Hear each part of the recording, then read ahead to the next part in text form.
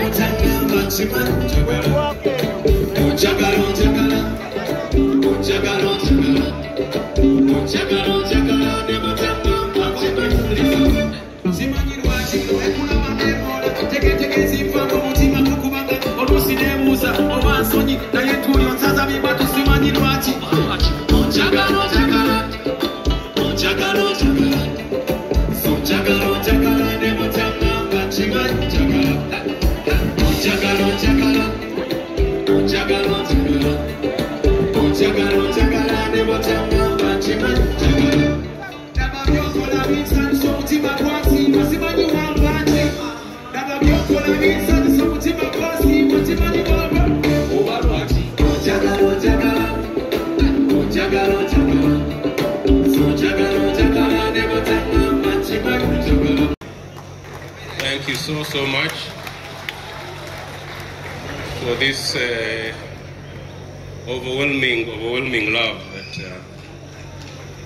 that you have demonstrated.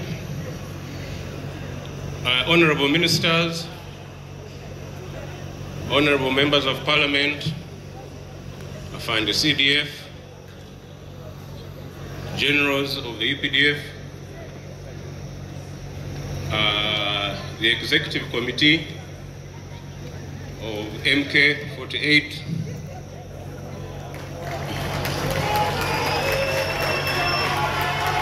Team MK, Team Chairman, all of you distinguished ladies and gentlemen. It is an honor to be with you here today as you join me to thank the millions of young Ugandans and East Africans who have given a whole new life and meaning to what began as a simple call to celebrate my 48th birthday.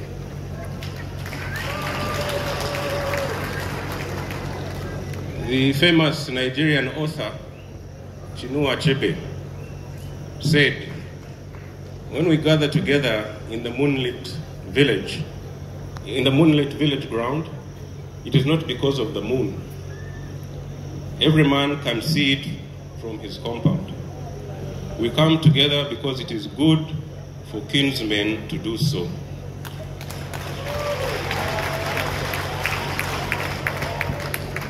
When I extended the invitation to you to come to this place, Entebbe cricket ground, it is not because you couldn't have a bite or a drink in your own homes, but rather that we congregate because we are kinsmen and women, united by a strong bond of common purpose and belief.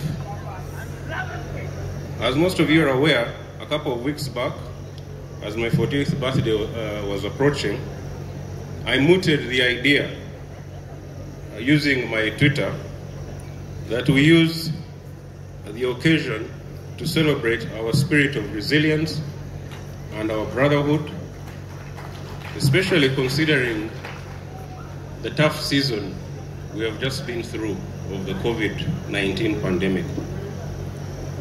My idea was that like-minded young people would use this occasion to fraternize, celebrate the gains made despite the challenges of the pandemic, and importantly reflect on what role and contribution we could make in the advancement of our country and our people. I must say that what has followed has been overwhelming. The outpouring of love, solidarity, but importantly hope from our people has been unprecedented. From Bushenyi to Mbarara, to Fort Poto, to Kitgum, to Mbale, Karamoja, I have seen millions of young people using the MK at 48 mantra to organize not just social activities, but also cause discussion on what more we can do to make